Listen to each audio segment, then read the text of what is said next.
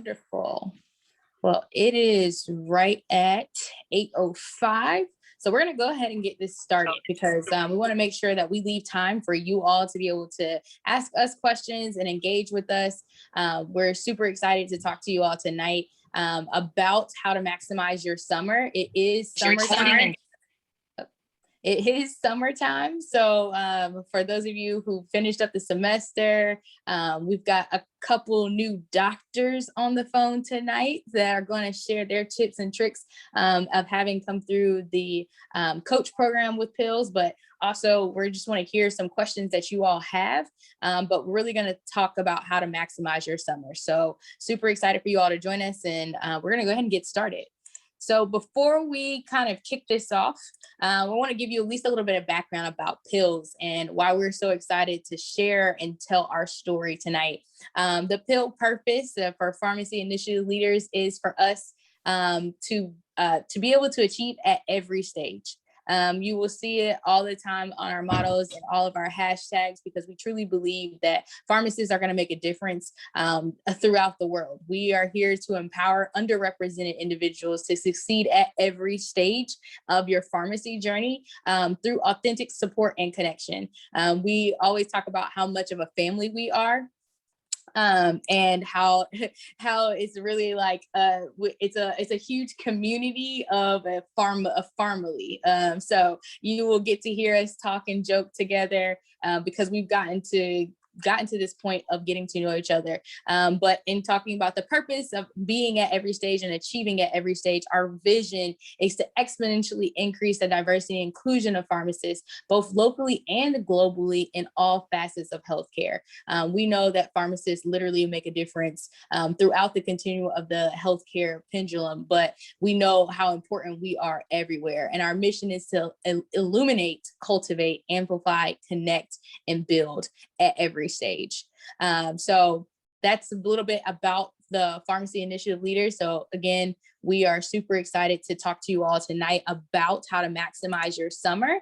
And before we jump into our agenda tonight, I do want to introduce my co-panelists and now my colleagues who are now all officially doctors of pharmacy. So I will ask that you guys give them a round of applause in the chat because they are done, they are graduated, and we want to give hats off to them for achieving this milestone. So really quickly, I will introduce myself.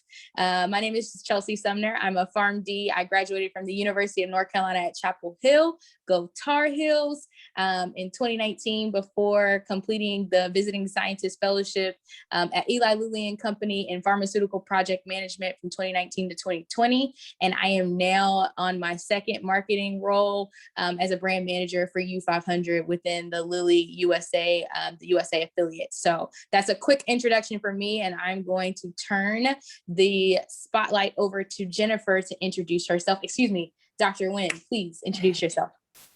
Thank you, Chelsea. So hi, everyone. My name is Jennifer Winn. I am a recent graduate, class of 2021, from the University of Houston College of Pharmacy. I just graduated last month, so it feels, very surreal, being here. No need to call me Dr. Winn. And my incoming role, I will be a health economics and outcomes research / medical access fellow at Novartis Pharmaceuticals in conjunction with Thomas Jefferson University, which I will actually be starting late this month. So I'm very excited about that, to start my new role within industry. And very excited to be here on the panel today alongside these amazing panelists. So I will pass it over to Thomas. Hello, everybody. I'm Thomas Iyile from the illustrious Howard University College of Pharmacy. I see a lot of my Howard Bison on the call. Good to see all of you guys again.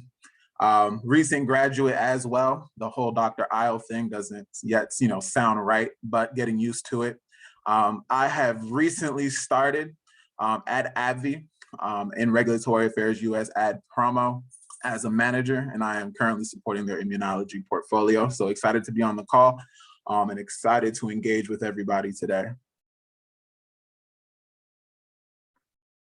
And pass it along to my brother, Mina. Thanks, Thomas. Hi, everyone. My name is Mina Khalil.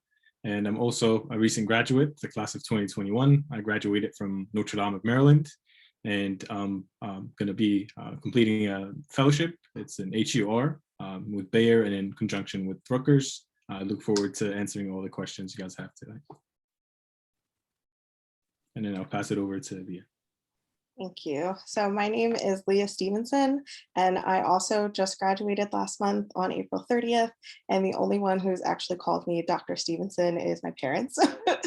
And I am going to be a fellow at ECIR Medical Communications, Medical Affairs and Scientific Communications Fellow. So I actually just started at ECIR this past Tuesday. So I can answer questions about that as well. Awesome. So another round of applause for, again, my new colleagues who are now entering the pharmaceutical industry and here to drop some gems on you guys tonight. As a disclaimer, please note that all viewpoints and information that is discussed during this slide deck are our own and not representations of our company. They will now learn what that's like to now be the representation of your company when you do speaking engagements. But this is a time for us to really give you guys some keys, some tricks and tips and tricks, excuse me, for what you can learn and how you can elevate yourself at every stage and how to really maximize your summer. So here's a quick overview of what we will discuss tonight. We're going to talk about how you can prepare your mind, your story, and execution, build your network through relationship, leverage your resources, and maximize your industry rotation. So again, these things are going to be more so geared for those our P3s getting ready as they're starting their rotations, or excuse me, or rising P3s or P4s now, but who started their rotations, really on how do you maximize your summer, as well as for our P1s to P2s and P3s who are just trying to figure out how to get ahead of the game. So these guys have just come through this process and are really going to share their learnings about what they did and how they were able to maximize their summer to achieve their roles than where they are now. So I am going to turn this show on the road for you guys to learn a little bit more about personal preparation. Okay, so in terms of personal preparation, the first step is going to be essentially looking inward. So looking to see what are your strengths, what are your weaknesses, what do you want to do within industry, and what do you absolutely not want to do. So a lot of this process is also going to be helpful for interviewing. So a lot of the questions that I got are, what are your three main strengths? What are your three main weaknesses? And then why do you want to pursue industry? Like, why are you excited about it? And then in terms of absolutely nots, that's also good to look at just to know exactly what you want in a fellowship, and it helps narrow it down because in terms of medical affairs, there are so many fellowships, you can't apply to all of them. So knowing exactly what you want is really important. And then moving into the second step is reflection. So looking at any experiences you had within pharmacy school, any experiences that you're having throughout rotations, and writing them down, recording them, showing how you've made an impact. Is going to be really helpful throughout the interview season as well. And then knowing what your values are. And that also helps with aligning with companies that you want to look into. So if you're really into sustainability, then you definitely want to have like a company that also values that as well. And then moving into the third step, storytelling. So the question that you'll get on every single interview is, tell me about yourself. At the beginning, the first question, you will always get it. So you should have that answer prepared. So you should start by writing like, hello, my name is, and I'm from this school. And that helps a lot in building up upon it and making sure that you have it memorized, that you've said it to somebody, that you are practicing to make sure it sounds coherent and also flows really easily. And then you should also be reviewing your CV and having as many eyes on your CV as possible. And making sure that's optimized as well, because they're going to be skimming through it really quickly, and making sure you have all of your best experiences at the top is really helpful. And then for what is your why? Throughout the interview process, I got why industry, why medical affairs, why scientific communications, why this company, why this therapeutic area. So you really need to have that solid and know exactly why you want to go into industry as opposed to anything else, why you want to do a fellowship as opposed to an entry-level job. And then fourth, accountability. So for your mid-year buddy, you should try and have somebody who's going through the process as well. So I had a friend from pharmacy school where we would just jump on a Zoom call and then spend half an hour complaining about how difficult this process is, and then spend the second half going through interview questions and making sure we were ready. And then last but not least, having a mentor or a coach is absolutely imperative. There are a lot of intricacies within the fellowship application process that I had no idea about when I started. So it was really important for me to have my coach Yanni, who's also on the call, tell me exactly what I'm doing, look at my CV, look at my letter of intent, make sure that it's optimized for fellowship. And that was super helpful.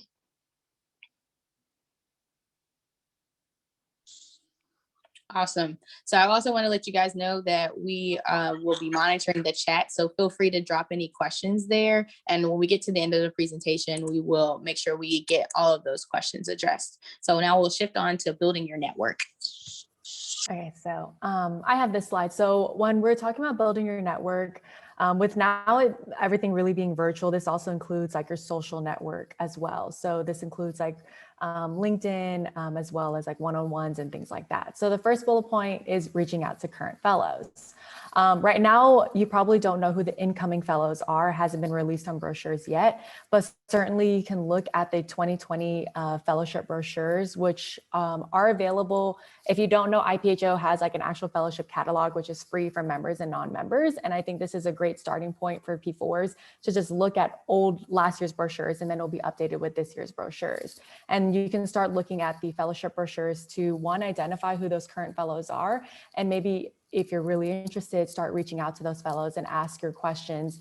When you're reaching out to fellows, make sure that you're very mindful of their time. So try not to ask questions that are readily available on the fellowship brochure, but more so like their experience with the fellowship, why they chose this fellowship, and things like that.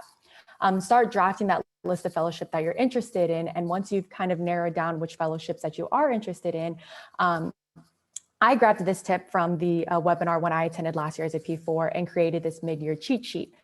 Mina is going to discuss a little bit more about what's kind of what you would include in this cheat sheet. So I won't go into too much details of that, but it's essentially like a summary one-pager on the fellowship program and even the company, and maybe even deadlines you want to include on it as well. So you can kind of stay on top of things like that. So as you start narrowing down which fellowships you are interested in, create that cheat sheet one-pager. It's got many names to it, but I think it's really essential, and it helps you even when you're going into interviews. It's kind of like a refresher on one. I'm not sure if it's going to be anything like it was for the 2019 class, not so much the 2020 class, not so much the 2021 class, because we didn't really have back-to-back interviews like at mid-year, but the class of 2020 did. And when they did have back-to-back interviews, they had told me this cheat sheet was very helpful for them. One, to get a refresher, oh, I'm interviewing for Novartis, not J&J, you know, and not mixing up things, because that can make you look bad in an interview. So the cheat sheet's got many benefits to it.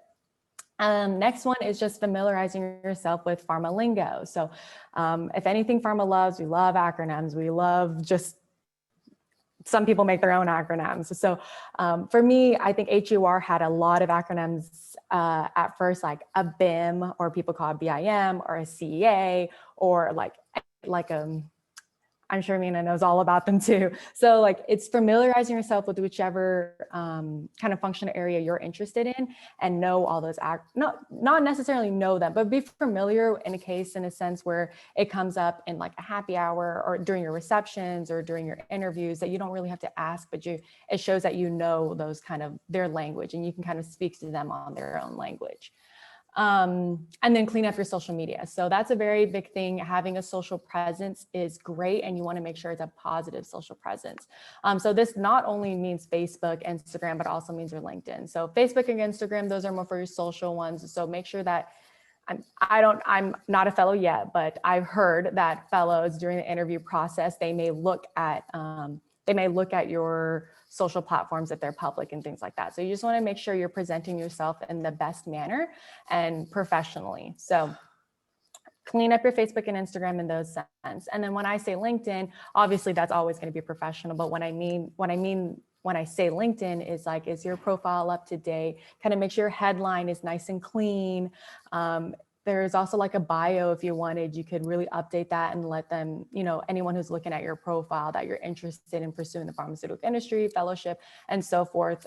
You can ask your mentors to kind of make sure that, you know, this bio is, you know, representing you and what you want to portray about yourself as well.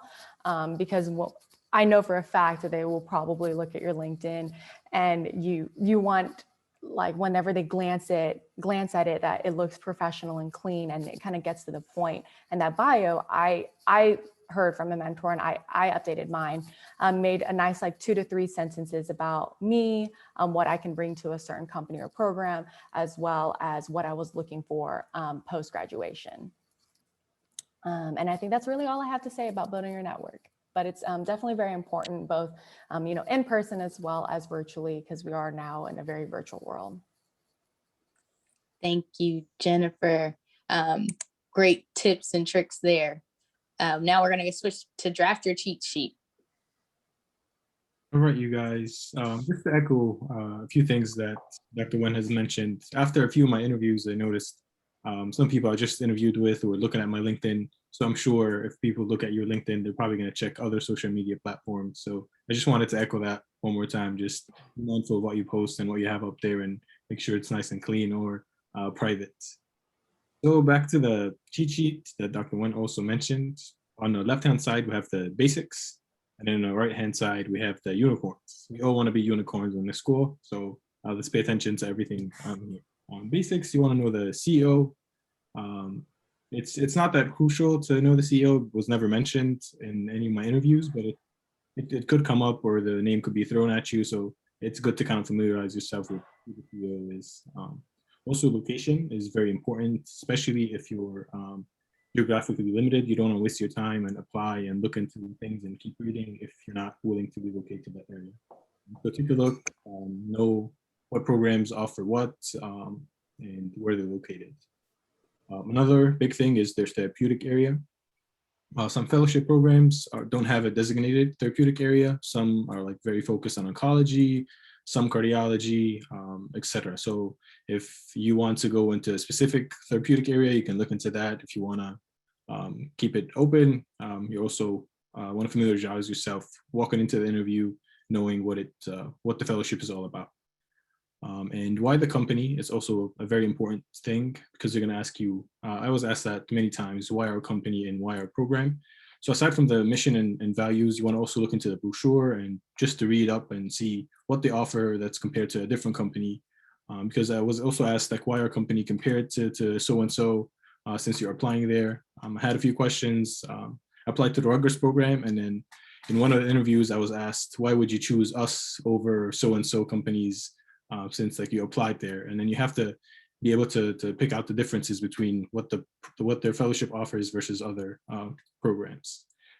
And then anything recent in the media, this is kind of a touchy subject because we see a lot of things in the news, lawsuits, things of that sort. So just be mindful. I wouldn't bring any of these up, but I would just know for your own sake, for your own good. And if that kind of persuades your decision on applying to a certain company, that's up to you, but I wouldn't bring this up in any of the interviews. Just be aware of the news, but other good news, like new indications or a company that's pursuing a novel drug, you definitely want to have that written down somewhere because it's going to come up in the interview. And that leads us into the unicorn part. So top pipeline drugs, you want to know that for sure, because most likely when you start your fellowship, you're going to be working on these top pipeline drugs. So you want to know what that company is working with. Is it oncology? Is it diabetes? So on and so forth. So make sure to be familiar with the pipeline drugs. It's on every company's website. If you search, put the company's name and their pipeline, it's going to pop up and you can see phases 1 through all the phases, and you can take a look and learn a few things before you go into the interview. Highest earning drugs is also important just to see where the company makes money, because also that's going to be a main focus of the company since that's the highest earning drug. So obviously there's a lot of attention there. Company's culture is tough to kind of gauge when you're just looking at brochures and you're looking at websites. So you're probably going to get a sense of what that's like when you start reaching out to fellows or past fellows just to learn and talk to them about their fellowship and how was it like and their projects and their mentors. I think for me, I was able to learn more about the company's culture when I asked the fellows about the mentors and their styles and things of that sort. So reach out and ask these questions just to kind of gauge what the culture is like. The next few things is kind of dependent on the functional area you're interested in, but I feel like they all overlap. So don't be like, okay, I'm looking into regulatory, this is what I'm going to look into. Just look into everything because everything overlaps, and be familiar with what's on that slide. So for regulatory, for example, you want to look at the data and recent things in Congress, just to be familiar with that. For medical affairs, kind of the same thing, the FDAs and recent interactions for both regulatory and medical affairs, kind of a big overlap there. For clinical development, important clinical trials, and obviously that goes back to the pipeline drugs and the phases. So if you familiarize yourself with these, you're going to be solid walking into the interviews. For HEOR, it's very technical, so you want to be, I think it's hard to find that, but you can also get it from one-on-ones, the methodologies used, and the real-world evidence. You can definitely get that when you have one-on-ones with fellows. In commercial, just regular current trends, and that goes back to the news and the media, whether it's US and global healthcare systems. And I think that's an important aspect also, not just for commercial. For HEOR, for example, there are global roles and there are US only roles. So just know what you're walking into, know the role you're applying to, know the fellowship, and be extra prepared. Awesome. Thank you, Mina. All right, now we're going to move on to utilizing your LinkedIn. Great. And this is my slide. So LinkedIn, as mentioned before, is an important tool in the midyear process. If you don't already have a LinkedIn and you're on this call, it's probably the first thing you want to do as soon as you leave this call is go ahead and make a LinkedIn, personalize it, and start following and connecting with people in the industry, fellows, and everyone in your network. And the reason that's important is because it gives you that opportunity to connect with the fellows. And one thing you want to do before contacting the fellows is research the program. As mentioned before, utilize some of the brochures that have come out in years past. Go on the company's website and learn something about the company as well. Research the fellow, go on the fellow's personal pages and see what is it about, on their LinkedIn or on their social media, so that you can have a more lively conversation and a more engaging conversation when you do connect with them as well. That research is what will drive that second bullet, and that's developing well thought questions. Based on your research, you'll be able to get the most out of that conversation with the fellow or the person you're engaging with, and you won't, for lack of a better word, be wasting their time, right? Don't go into that engagement, and if you're interested in medical affairs, asking, what is medical affairs? They're going to know you didn't do your homework. They're going to know that you're not serious. And that, as first impressions are extremely important, is not an impression you want to leave with that fellow for that opportunity that you want to acquire. You want to develop higher level questions, one, so that you can take the most from that engagement, and be better prepared for that interview, and also see if that company is the best fit for you. Because as you will hear many times throughout this entire journey, you're interviewing them as much as they're interviewing you. All right, so you want to ask questions about what their typical day-to-day is like, what the working dynamic in their department is like, things that you'll be able to kind of gain more from it. Because the goal of the conversation with that fellow, there are two overarching goals. And one is to better be prepared for that interview. And two is to, as mentioned before, is to see if that's a good fit for you. And that will lead to more micro goals as pointed on this slide right here. First one is to understand the unsaid no's about the program, right? The things that you just can't find in a brochure, you're not going to be able to find online, so that, sorry about that, that you won't be able to find online, so that you'll be better prepared for when you're seeking out these opportunities. The second goal you want to reach out for is to understand their ideal candidate. Each program and each company is different in terms of what they're looking for their team, even if it's within the same functional area. So getting a better picture of what that is will help you tailor your CV, tailor your preparation for your interview, and put you in a better position to acquire that position. 3, you want to gain an understanding of the company's culture. You don't want to go to a company where you won't be able to work ideally or to propel your growth in terms of your career. Certain companies are more corporate or more business in nature. Certain companies are the opposite. And you want to be able to understand the dynamics of the company so that you can go into an environment as a fellow or into a job where you'll be the most successful. Number 4, as mentioned before, this will also give you an opportunity to pick up on the lingo. First week, while I was at AbbVie, half my questions were probably, what does this mean? Or, what is this abbreviation for? So the faster you can pick up on the lingo, the better you'll be in terms of communicating and the better you'll be in terms of contributing to the team. And lastly, practice your storytelling. That comes in your elevator pitch. And that's primarily in your elevator pitch, but throughout this entire journey. The better you're able to, in a short, concise period of time, show them who you are, and kind of open that door into why you're the best candidate for that position, the better. And there's no better opportunity than a one-on-one with a fellow that you connected through with LinkedIn. So on the right, you'll see a good example of reaching out, kind of cold calling a fellow on LinkedIn. And that's the type of way you want to kind of structure your message to get the best result. Thank you, Mina. We love to give examples of what good looks like, and Dr. K on the bio provided a wonderful example here in the slide deck for you guys to kind of utilize to understand how to utilize LinkedIn and then reach out to someone that you've never met before. All right, so now we're going to turn it back over to both Thomas and Mina to talk a little bit more about identifying a mid-year buddy. They were kind of forced into this role because they were my proteges, but we'll let them talk a little bit more about this process. Yes. Mina, my brother on this call right here, was my, forced mid-year buddy, but I think we naturally became buddies irregardless.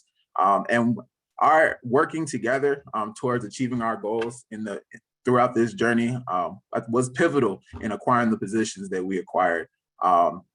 First, one thing that we did do, at least on an individual basis, was build a calendar with recurring meetings. And we did that alongside our mentor, Dr. Sumner, in order to ensure consistency. This is going to be a grind, right? And the best way in order to achieve any goal is to be consistent. So consistent in your preparation and continuing to sharpen each other. As we always say, iron sharpens iron. So that when the time comes for you to execute all of your preparation, you will be successful. So creating those recurring meetings on your calendar and having those notifications pop up and communicating with each other, whether it be through email or text message with your buddy and with your mentor, paramount, pivotal. And just to echo that, guys, I think it's crucial to have mid-year buddy or buddies for that matter. It's definitely helpful. It pushes you. One thing Thomas didn't know is that when we had mock interviews together, Thomas is a great speaker. So I would listen to the way he tackles questions and kind of his unique approach to that. And I would just listen and learn and kind of take notes actually. So it helps you just to sit back and listen to how people kind of navigate interview questions, and reviews and feedback you get. Thomas actually interviewed me and I interviewed him. And same with Chelsea, she was on the call and she gave us feedback along with Thomas and vice versa. So it's very helpful. I can't emphasize that enough. I didn't know the value of that till I was, as Thomas said, forced to have a mid-year buddy, but it turned out to be very beneficial. So definitely recommend it. Yeah, absolutely. And likewise as well, picked up a lot of interview traits as well in terms of from Mina throughout that entire process. Another thing that you should do with your buddy and with your mentors or your multiple buddies is that focus preparation we were talking about earlier. Focus preparation, 1, to your elevator pitch. That is your introduction. That is the first thing that whoever you're interviewing with or having a one-on-one with is gonna hear from you. And that's gonna help you leave your impression. So elevator pitch being anywhere from about 30 seconds, maybe to about a minute and a half or 2 minutes, depending. But refining that with your buddy and seeing how you sound out loud in front of them will allow you to change it and tweak it so that it best represents who you are.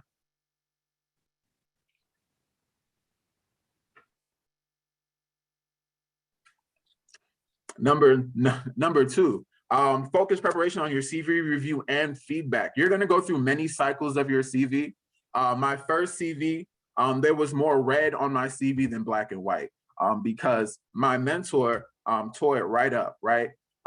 And you're gonna go through many copies and many cycles of your CV. So the earlier you get to doing that, the better your CV will be at the end. When I was applying to different positions, I had multiple CVs for multiple positions, and I would tailor it and tweak it based on the job role, the job description, the position I was applying to, and feedback from my mentors and the like. So being organized in terms of where your CVs are and keeping track of that, extremely important, and utilizing your buddy and your buddies and mentors in terms of getting feedback is important. But I will also say that you'll get a lot of feedback, but it is your CV and it is who you are. So it is best to take in that feedback, but apply the things that you believe will best strengthen your CV for the position you're applying for. Otherwise, you'll have you might get two different opinions from two different people about a certain thing on your CV. So keeping that in mind is imperative. But if you don't have a CV already, which I would believe a majority of the people on the call would, go ahead and start drafting it and having people look it over.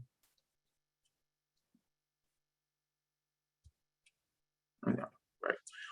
Number three, in terms of focus preparation with your buddy throughout this entire journey for the until midyear and thereafter, from as mentioned before, LinkedIn page review. Some of us may have made a LinkedIn years ago and haven't been back on it in a long time, right? So we might still have things on there from years ago when we were an undergrad or before that. Go back on your LinkedIn page, update it with your most recent achievements, update it with what you're currently doing. I've seen individuals even put their CV on LinkedIn. That's also an option as well. So that after you have these one-on-ones and these interviews and these engagements and connections with individuals on LinkedIn, and they go back to your page to see who you are, they have the best concise picture of all your successes, your achievements, and how you can best contribute to the team. So you want to tailor that LinkedIn page kind of how you're tailoring your CV for whatever role, functional area, or job that you're looking for. Yeah, anything to add, Mina, or? Not really, Tom. I think you covered most of the things. Yeah. Gotcha, good. Great. So elevator pitch, CV review, LinkedIn page review. Do it alongside with your midyear buddies and mentors. Next, one-on-ones with fellows and webinar attendants. Right, preparing for your one-on-ones with various fellows. Run by ideas with your midyear buddies. Right, what questions should I ask? What questions would you ask? And also sharing information about who the fellows are for previous positions with your buddies as well. And just being that and sharing information throughout that network of your buddies and mentor will help each of you to achieve your goals. And something that I wasn't probably the best at is also webinar attendance, right? If that fellowship, that program, or that company has a webinar, an information session, or anything of that like, be present, right? One-on-ones and webinar attendance allows you to show your face to the program, to the fellows, and to the hiring managers, the individuals making the decision. And the most face time you can have, the better. And at least in regard to them remembering who you are and remembering your face when they see your name on that application that comes through. Thomas and Mina, I appreciate it. This is really helpful in terms of getting how do you identify midyear buddy. I know we've hit on a couple of those things because you got to be able to do both this focused and individual. So I appreciate you guys' feedback.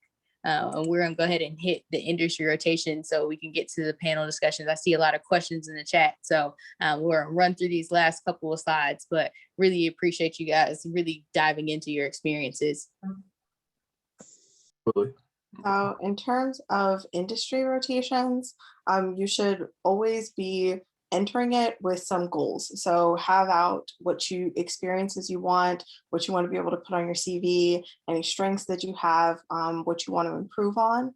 And then when you're speaking with your preceptor, I did this with pretty much all of my industry preceptors, but asking for a mock interview. So just to see from the point of view of somebody who may be hiring just for a job, and have that experience under your belt, as well as getting a CV review. So getting as many eyes on your CV as possible, again, is really important. A lot of times, I think there was one project that I had on my CV that everybody looked at it and didn't really understand what I was doing. So it was really nice to hear that beforehand so that I can change it so that the interviewers, like when I'm actually going for a fellowship, understand what I actually did. And then in terms of letters of recommendation, it's always best to have as many industry preceptors or industry adjacent people as your letter of rec as possible. I was only able to get one of my preceptors, so I think it was block 4 for me, and that was just because as it got closer to mid-year, you don't really have a chance to get those people to write up those letters quick enough for you to be able to submit them. And then networking is really big on your rotation. So you want to have one-on-ones. I know we've been mentioning it throughout the call, but making sure to reach out to the fellows at your program if they have, or at your rotation if they have them, reaching out to different people on your preceptor's team and asking them about what they do, just to get a better idea, learning the lingo, and building those relationships. So when you actually go for that fellowship, you know people. So my recommendation would be to reach out to the second year fellow and sort of hear more about what they're doing. And again, asking, why did you choose this fellowship? Why did you choose this company? And that helps a lot to be able to, again, like flip it back on them in the interview. So having that information, and then talking to the first year fellow, because they're probably going to be the person who interviews you the first time. So that's also helpful. And then at the end of the fellowship, or at the end of the rotation, meeting with the fellowship director. So I was able to do that for one of my rotations, and was really helpful because I got to hear exactly from the source, like, why did you pick this person? What are they looking for in fellows? What do they expect you to do on the first year? And it sort of gave me a better idea of what it would look like for my 1 year or second year at the fellowship, and allowed me to have a more informed opinion when applying to fellowships. And then you should also be able to say what you want to do post-fellowship. So that's just good to have in the back of your pocket always, because people will ask you some variation of that question on interviews as well. So what do you want to do in 5 years? What do you want to do after you finish your fellowship? What are your goals in the future? Just having that down packed. And then identifying solutions to any of the problems that your preceptor or fellows is experiencing. I only really got to do that for one of my rotations, but I got to do this big project with my preceptor and everybody on the medical information team. And then after that rotation, I got to speak about it on every interview that I went on after the fact, and everybody was super impressed. And I think it helped a lot throughout the process. Awesome. Thank you, Leah. All right, so we're going to wrap it up with Jennifer. We're going to talk about maximizing your summer. Okay, so this slide I think is really heavy, but I think is a really important slide because it kind of gives you a skeleton, at least for me when I was attending last year, skeleton of what things I should be focusing in which months. And so right now we just entered June, and I believe a majority of you guys on the call are P4s. So if anybody could give me an emoji, how many of you guys have started your kind of fellowship preparation? And I can't see it, but, oh, I can see it actually. I can see you raise your hands. So awesome. Well, if you've started your rotations, which I believe the majority of universities have, then I think everyone really has started their fellowship preparation. Because with the first bullet point, it's really bringing your A game to your rotations. you really want to be a high performing extern in your rotations, whether it's industry or non-industry focused, because these are eventually going to be potential stories that you will bring to your interviews whenever you have your fellowship interviews. So ideally, I think all of us have really started, but to kind of get the ball rolling, another thing you should be focusing on within June is go ahead, as Mina was mentioning earlier, stay up to date on what's going on with Pharma, what's going on with the X company that you're interested in pursuing a fellowship with. The way you can stay up to date, there are email newsletters that are sent out either weekly or monthly through Fierce Pharma. Another platform is Drug Channels, and I would highly recommend those too. If there's any more recommendations, feel free for my colleagues to put them into the chat box. Another thing you want to go ahead and doing now is go ahead, as you are, as I mentioned earlier, kind of narrow down which fellowship programs you're interested in, and you look at the brochures. Now you can start now in the month of June to go ahead and start having one-on-ones with the fellows. But make sure, as we said previously, make sure you're prepared to have that one-on-one and make sure it's an impressionable, good first impression with the fellow. You can also go ahead, make sure now as you're on rotations, go ahead and document the experience / achievements that you have, even within your P1 to P3 year, as well as you start going into rotations. As I said, because these are potential, stories that you will build during your situational based questions that you have. And then lastly, go ahead, if you haven't already, identified who your mid-year buddy is and kind of have those check-ins with them, because then you are not only accountable for yourself, but then you kind of almost have this positive, and I truly mean in a positive way, competition with your mid-year buddy. It's like you're promoting each other to, do X deadlines and things like that. So I had 2 mid-year buddies. So we also had like a group, and within the mid-year buddy group, we exchanged, as Leah said, we also exchanged, we would talk about 30 minutes about complaining about the process, but at the end of the conversation, it was very productive because we would talk about what deadlines were coming up, because I might not know everything, but my mid-year buddy knew it. We also did this thing that I recommend if you're interested in doing. We actually had a shared Google Calendar, and we just dropped in all the deadlines or webinars, and we included the links in the registration links, because there's actually so many out there that it's almost hard for even one person to even keep track of all of them. So we had this Google Calendar, and we just dropped all the important dates that we could think of. And then if they were applicable to us, then you would see them on the Google Calendar.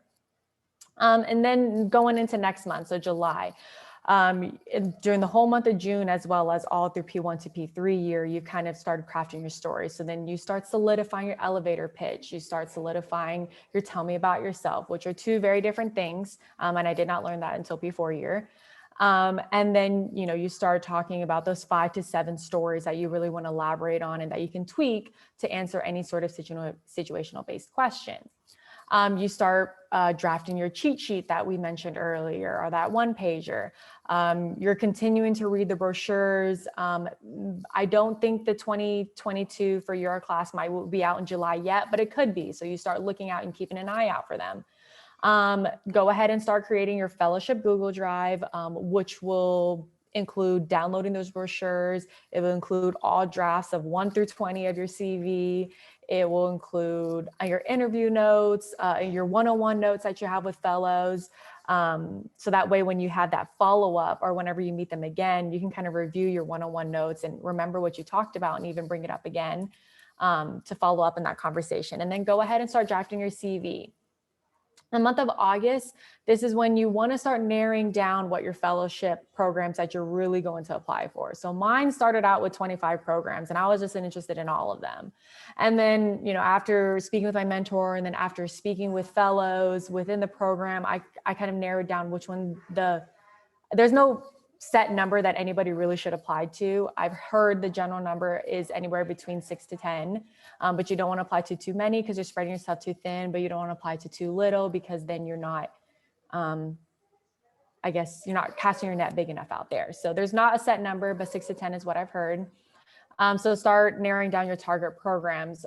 Start thinking about who you want your letter of recommendation writers to be. Typically, you'll need to ask for 3 of them. And try to also kind of have a diverse set of recommend writers. So It's great to have a lot of industry writers advocate for you as well. But if you also have like an associate professor from university who you've done research with, that's also another good idea as well. Or someone who you've worked maybe at CVS with for the past 10 years. They would obviously really know your work, your professional and your working skills and things like that. So they could also advocate for you. And then in the month of September, that's typically when ASHP, Midyear, and PPS begin to open up. I looked back in my emails to try to figure out the exact date if September was right. It was about mid-September is when I registered for Midyear. So you want to start looking out for that. Go ahead. Webinars will kind of begin around as the fall begins. So look out for the webinars, and then start drafting your letter of intent as well. And who knows if you'll need business cards, but maybe they're normally about $10. So if we do end up having an in-person midyear, business cards would be essential. So then you want to go ahead and just getting those printed out from like Shutterfly or Vistaprint. And then have that final CV done by September, because applications, at least for the class of 2021, they opened up as early as September, and they are normally on a rolling basis. So you want to make sure everything's kind of set to go around that time. Awesome. That's all I have to say. And so I think Chelsea will go ahead and start moderating the panel now. Yes. So thank you guys. You got a lot of gems tonight from all of our wonderful panelists. I mean, from just learning how to have a mid-year buddy, how to utilize your LinkedIn, how to create your cheat sheet, really how to like prepare and just like get that individual preparation. There's so many things that were so important, like your personal preparation, how you really are going to set yourself up for success, who to utilize in your network as resources. They literally covered so many things and so many gems. So I've been keeping an eye on the chat, and I want to kind of make sure we address some of these questions. I'll let at least the panelists give, try to answer at least one question. So the first one was, how long should an elevator pitch be? So I don't know who wants to take that first question. I'm gonna pick on Jennifer since she's still on her mic. So I was trying to unmute myself, but I realized I wasn't unmuted. I was already on unmute. So 30 seconds. It's called an elevator pitch for a reason, because normally you're in an elevator with someone for generally less than a minute. So 30 seconds is generally the idea. I've heard as long as 45, but you really kind of want to keep it on the shorter end. I wish I had it pulled up. I was trying to find it, but Pills had this webinar on my P1 or P2 year, and I took a screenshot of that slide because it is the most important. I think Dr. Joshua Blackwell is the one who presented on it. He presented this like elevator kind of level 1, level 2, level 3, and level 4. And Dr. Blackwell, if you're still on the call, you would do this more justice than I could. Okay. But he, it was you, right? Yes, it was. It stayed with me forever in pharmacy school. That's good. So I wish I could have had time to pull it up, guys, but your elevator pitch, just like Dr. Winn said, is 30 seconds to a minute long. And so you think about an elevator, you have different buttons, right? And so your first is, who are you? So, you know, my name is Josh Blackwell. I'm a fourth year pharmacy student interested in pursuing, no offense to the pharma side, the PGY1, PGY2 Health System Pharmacy Administration residency program. And then your second one is, tell me about yourself as far as what you did in order to achieve it. So, you know, I was a chief pharmacy intern at Cleveland Clinic, as well as served as the national president of the Student National Pharmaceutical Association. And the third is, how do you have those strengths tie into your short-term, long-term goals within that program?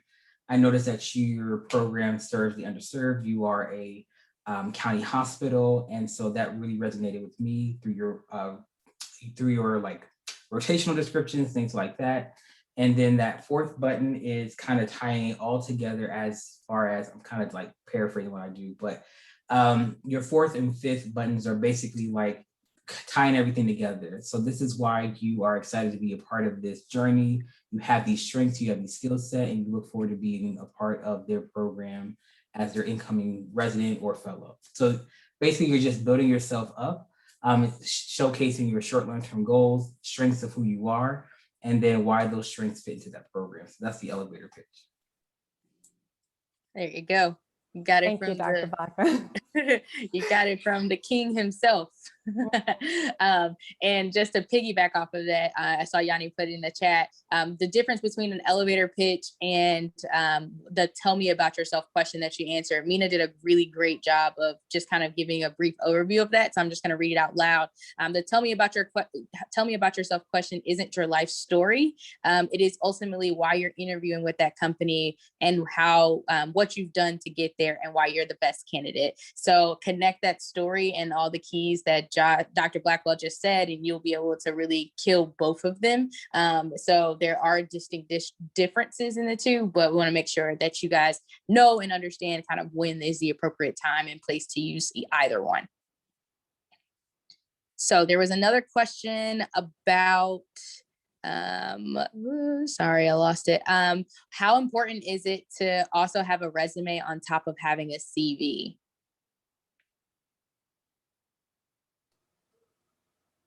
I can try to tackle that one, Chelsea. Yep.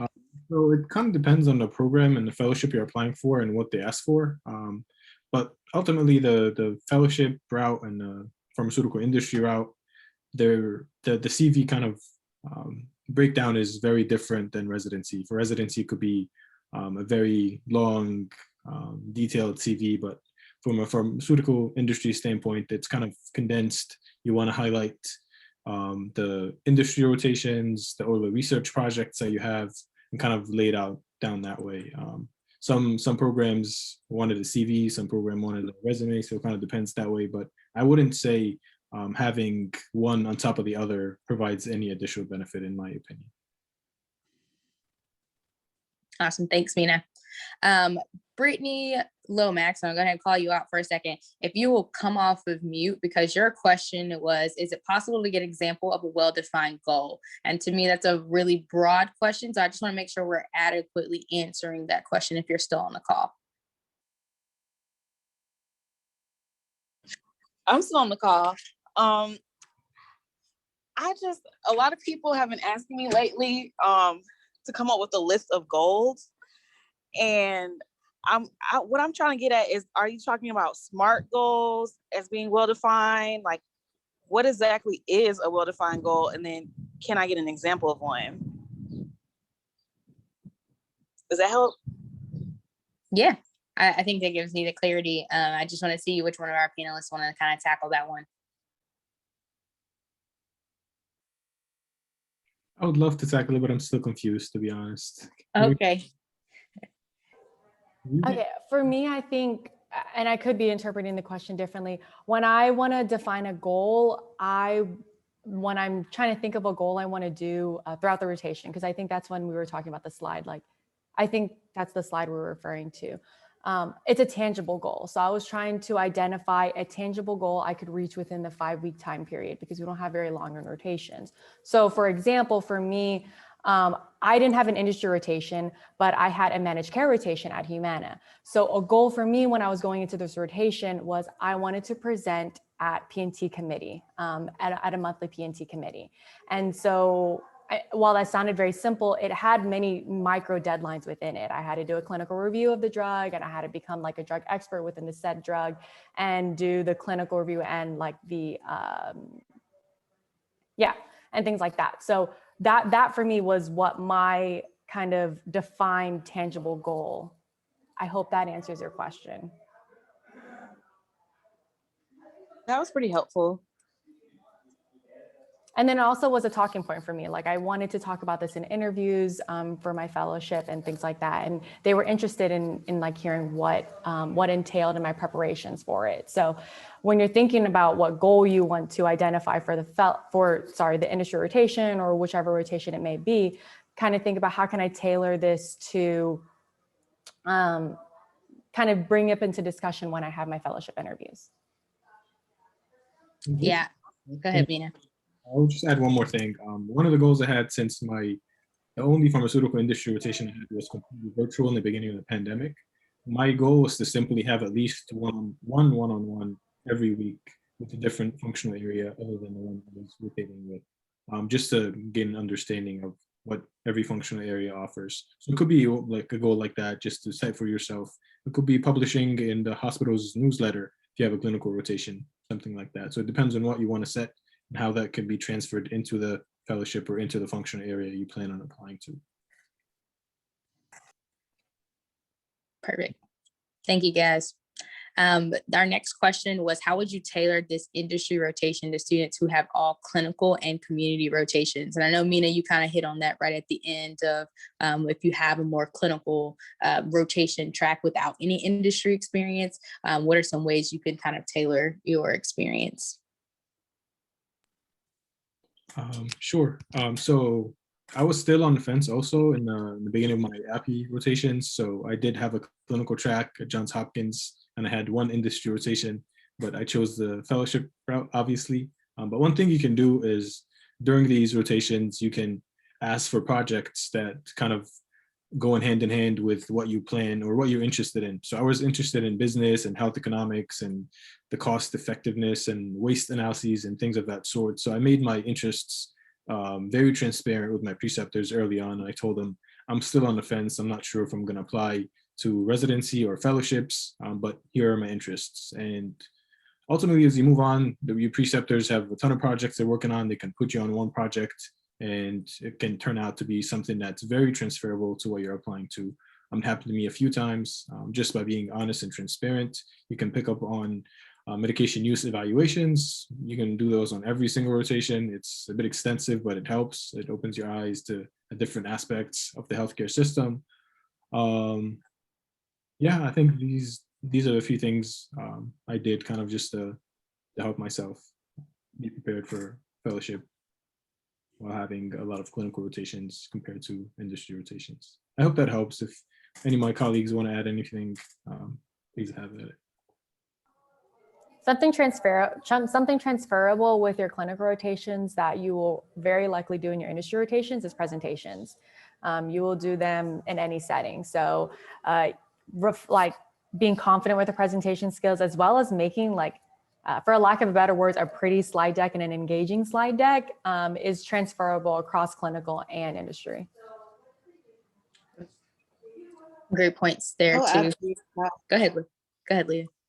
I was just going to say, for my final interview with a company that I'm with, I had to give a presentation. So another tip would be, when you're giving presentations throughout the year, sort of tailor them to what you want to do within industry. So if you have a chance to make an oncology slide deck and you want to go into oncology, then you can repurpose that. And a lot of times they will encourage you to do that. Awesome. And Leah, I'm going to come right back to you because you mentioned this earlier when you were talking, but next question was, how would you suggest going about getting a mentor if you do not have one? I think the big thing would be the Pills Coach program. We all did it who was on the call, and it helped a lot for me.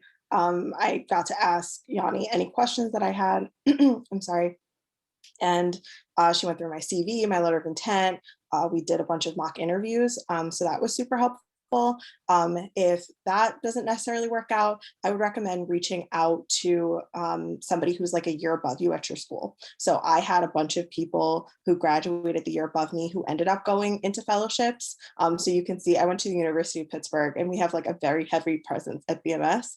So you can ask them and ask them questions about your interview skills, about what you want to know in medical affairs or regulatory affairs, and that helps a lot.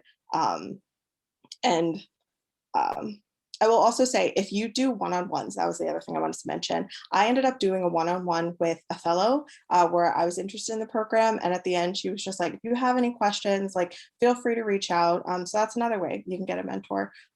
Just doing one-on-ones with fellows, and some fellows would be more than willing to help you out. Awesome. Thanks, Leah.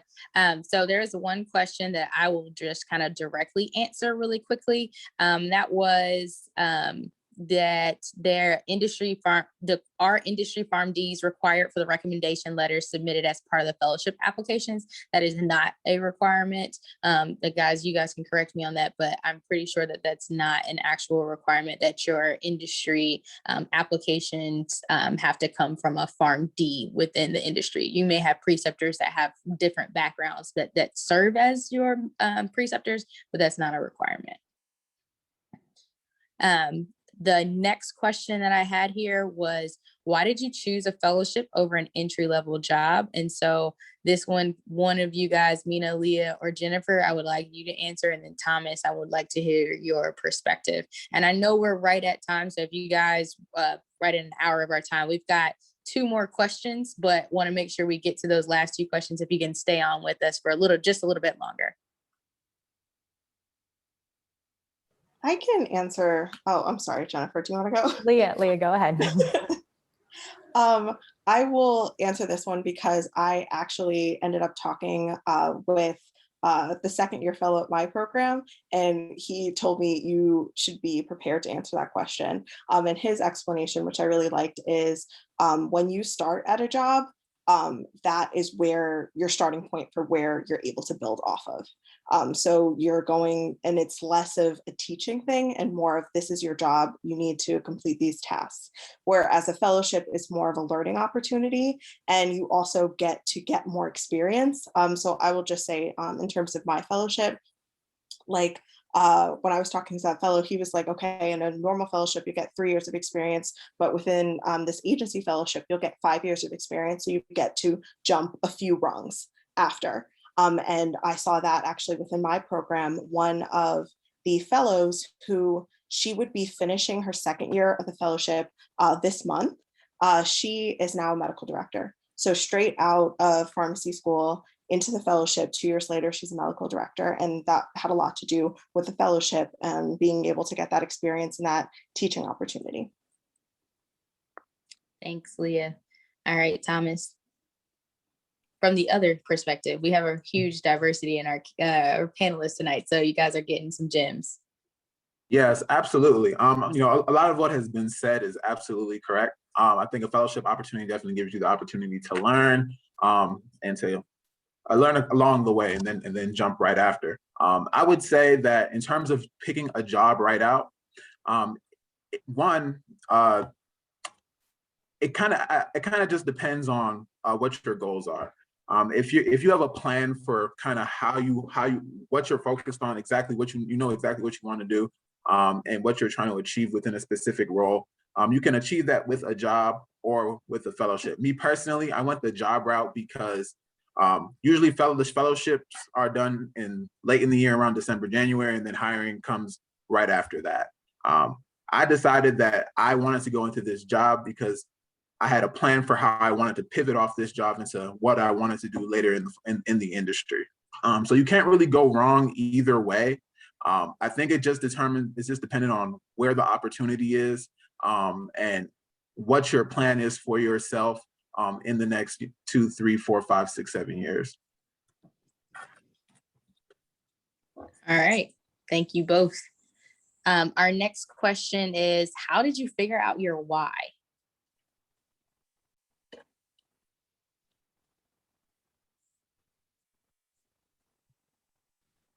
For me, it was actually doing rotations.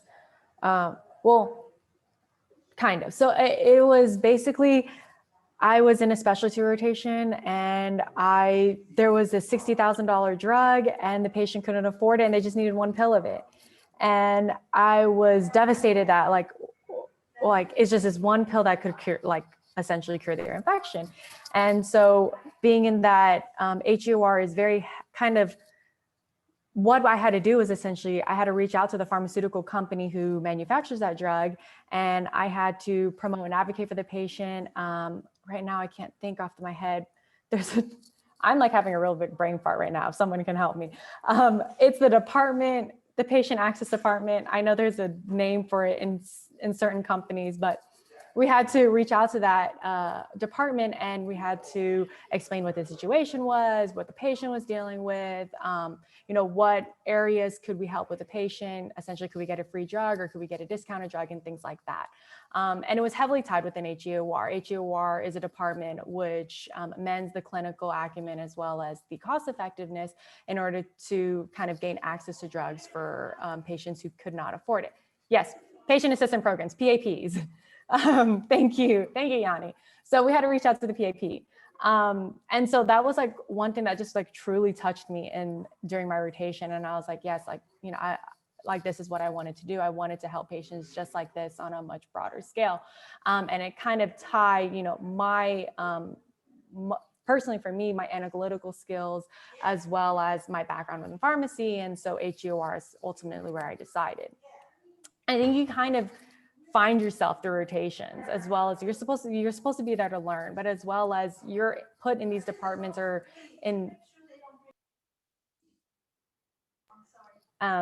put in these departments that you would have never otherwise been in and experience these things. And then you kind of find your fit. I don't know if anybody else had a story similar, but. Yeah, just to kind of add on, I feel like you find your why by having like an introspective conversation with yourself. Why do you get up this morning? Why are you going through this hustle and bustle of all these presentations and all these exams? What's the point of that? Like once you figure out, why you're doing it, right? Why you're going through all this and what you really enjoy the most about this field of pharmacy, I think from there on, you're able to build on some more tangible applications of that why and why you do what you do through rotations, what you enjoy in certain rotations, why you do what you do in extracurriculars for, my P1s, P2s, and P3s on the call and things like that. And that helps build your story. And that'll help you answer that question. Ooh, you guys are getting knowledge dropped on you. The next question that was asked is, how do you articulate your post-grad or fellowship goals in a rotation that isn't your particular area of interest? I always get nervous about seeming ungrateful or unappreciative of an opportunity when I have a different interest in the role that I'm in. So that's a really great question. I'll go ahead and start it off. Honestly, I feel like a lot of preceptors appreciate when you're honest with them about what you want to achieve. I don't think that a lot of them will take it as, oh, I don't want to do this, or I'm ungrateful. But in the beginning, when you outline that this is where my ultimate goals are, but this is what I'm here to learn, and I want to contribute to the operations of the clinic or the hospital or the business, wherever you're at. I think it helps it'll allow your preceptor to tailor your experience in your rotation and help you meet your goals, because that's what they're there for. So the earlier you do that and the more succinctly and clearly you do that in the beginning, I think it can only benefit you.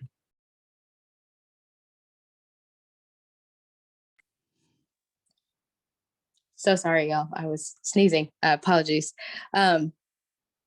Before I interrupt with the next question, does anybody have anything they wanted to add? I apologize. Okay. Awesome. The next question we had was, when you have one-on-ones with fellows and mentors, what are some ways you can give back to maintain a positive and healthy relationship? I always want to give back and be useful, but sometimes it's hard to create that kind of connection, especially with random people that you meet on LinkedIn.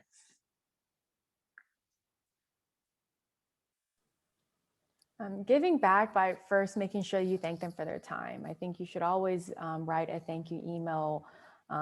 My personal goal is try to write it within 24 hours. And just that token of appreciation is your form of giving back to, understanding that they took time out of their day, even after hours, if that may be it. And so I think a thank you email speaks a lot, to you, and just showing how grateful you are. Awesome. And there's go ahead, Thomas. Oh, sorry. I was just going to say, and just to add on to that, that's why it's really important when you have that one-on-one and you engage with them to really have a genuine conversation and create that kind of spark within that engagement, so that when you follow up with them months later, and you tell them about where you are in your journey, and you're trying to, talk to them about, what they're doing and, how the business is going, right? You can have those follow-up conversations months and months after the fact. That was something that I did, and I believe was pivotal in terms of me acquiring the role I did post-graduation. And that actually tied into another question that was asked, was what is the best way that you think or you would suggest to network with fellows that you've already added previously on LinkedIn and haven't reached out to before or in a while? And would you reintroduce yourself again, or how would you approach that? So I wanted to kind of follow that up there as well. There's nothing wrong with like reintroducing yourself, state your interests, what's going through, and then why are you messaging that person. And a good way to kind of grow your circle is like after you meet with that one person and you talk to them, ask them they can connect you with somebody within that functional area or a different functional area. So something I did that kind of Chelsea and Dr. Blackwell taught me is after every one-on-one meeting I had, I asked that person that I was talking to if they could connect me with somebody else, and the circle kind of just like kept growing and growing and growing, and you learn more by listening and just sitting and talking to people that way. So that's one way you can kind of grow your network. Awesome. And we'll go back up to another question that was there for our P3s who are on the call. What advice do you have for students who weren't able to get an internship this summer, and how can they make their summer productive? I can actually answer that one. I did not do any internships at all within industry. I ended up just doing AbbVie rotations. So I was lucky enough that my school offered AbbVie rotations that I could apply for, and I was able to do it then. So as a P3 though, I ended up doing a research project, I think that year, and taking some classes. And I think that is the best thing that you can do if you don't get an internship, and do any leadership things that you might be able to get across. So that summer I ended up doing a project that was really related to industry. So I was able to talk about that on interviews as well. And then if you want to get work experience, so you can work at a hospital and do projects there. If you work in community, try and get projects there as well. And in addition to that, go get some pharma related certifications. There are a bunch on LinkedIn, Google some, start filling up your CV with those as well. Be creative, find ways where you can still kind of gain experience without being there. Awesome. I think that was all the questions that I saw in the chat. So wanted to give everybody just a moment to ask any questions. They can come off mute. You don't have to type in the chat of our panelists before we close out tonight.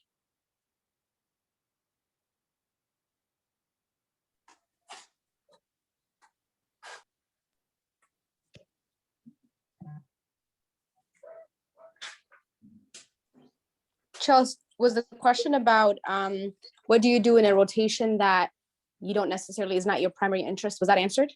Mm-hmm. Oh, sorry. No, you're fine. No, you're good. Thanks for coming up and just making sure, Yanni. All right. Well, I'm not seeing any more questions. So we just want to thank you all for joining us tonight. Again, we are here to help you at every stage, no matter if you're a P1, P2, P3, P4, newly pharmacist, or have been in the industry for a while. Feel free to reach out to our wonderful panelists and give them a quick hand clap for giving their time and attention tonight, because they've been in your shoes and they are willing to pour back into you as we all are. So we thank you guys for joining us. We thank you for your thoughtful questions. And go out there and make sure you maximize your summer, because we'd love for you to join us as colleagues next year when we're doing this again. So have a wonderful evening, everyone. And thanks again for your time.